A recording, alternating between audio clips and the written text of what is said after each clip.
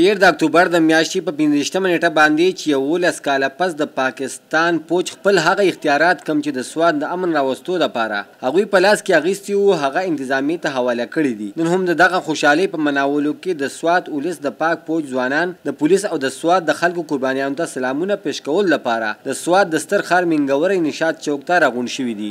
پاک آرمي په سابق پاکستان کې په هر ځای کې قربانۍ دي هغه له چا نه څه پټې نه دي وروره. پاک فوج په حق کې راوتی وو چې د سواد خلک د هغو نه خوشحاله دی. مختلف ملګري په هغې کې خپل خپل تقریرونه کوي. اوس زه دعوت ورکوم د وسکي ناظم شاهد ته چې هغه راشي په خپل خیالاتو اظهار وکړي. خو لږ شاټ چې د سره ټایم لږ کم دی او ملګري سوا دي. 11 کاله تقریبا د هغې وشو. پاک فوج مونږ هغو ته خراج تحسین پیش کوو. هغې په دې کې ډېرې زیاتې قربانیانې وکړې. مونږ انشاءالله تعالی د دې سره په شانه ولاړ یو او انشاءالله د همیش دپاره په شانه به ولاړ یو. کله ایمرجنسي راشي نو هغې دپاره زموږ نوجوانان پاک فوج د دې دپاره تیار ولاړ دي. هغه هغې ته راشي او هغه دغه په خپله قبضه کې والي. خدای پاک رحم وکړو هغه امن ناغ لاکھ لاکھ شکر سواتیان مبارک شه.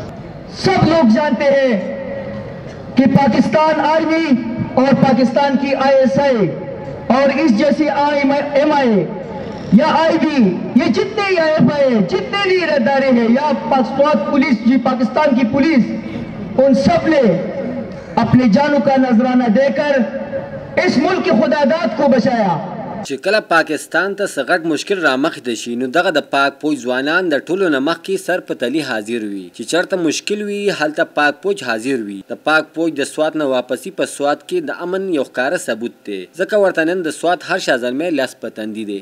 پاک آرمي هم ډېر زیات شکریه ادا کوو او د سیول انتظامي هم ډېره زیاته شکریه ادا کوو. بیا د خپل ولس هم ډېره زیاته شکریه ادا کوو چې په دې کې د پاک آرمي قربانیانې دي. په دې کې زمونږ د سیول پولیس چې څومره دي د سواد دي د هر ځای چې دي د هغو پکې هم ډېرې قربانیانې دي. بیا پکې زمونږ د عوام هم ډېره زیاتې قربانیانې دي. خو تمه لرو چې انشاءالله تعالی چې آینده دپاره به انشاءالله تعالی چې ماحول ډېر ښکلی او کلیر به انشاءالله. امن ریلي د پاک فوج دپاره ده. هغو خلکو ته مونږ خراج تحسین پیش کوو او خاص کر بیا زم د سواد کم پولیس چې دي د KPK پولیس او د سواد پولیس دو خپل معاذ نه پرېښودی دو خپلې تاڼې نه وې پرېښودې. په ډېر چوکونو کې به دو سرونه پراته وو.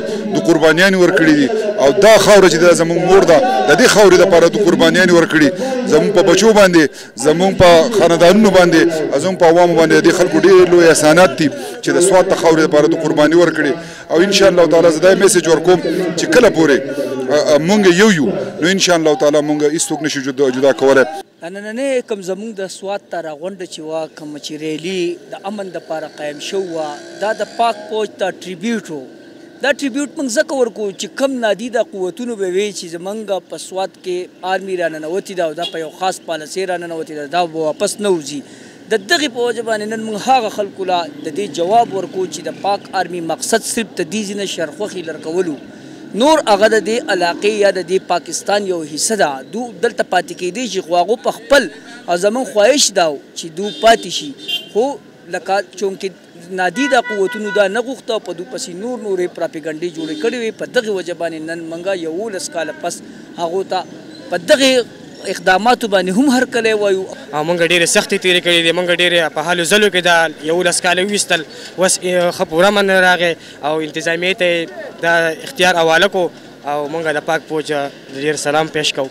زه د پاک فوج ډېره شکریه ادا کوم چې زموږ په دې سواد کې ډېر امن راوستو او اوس چې کم پولیس ته حواله شو د دې هم ډېره شکریه ادا کوو. کم چې شهیدان شوي هغې هم شکریه ادا کوو.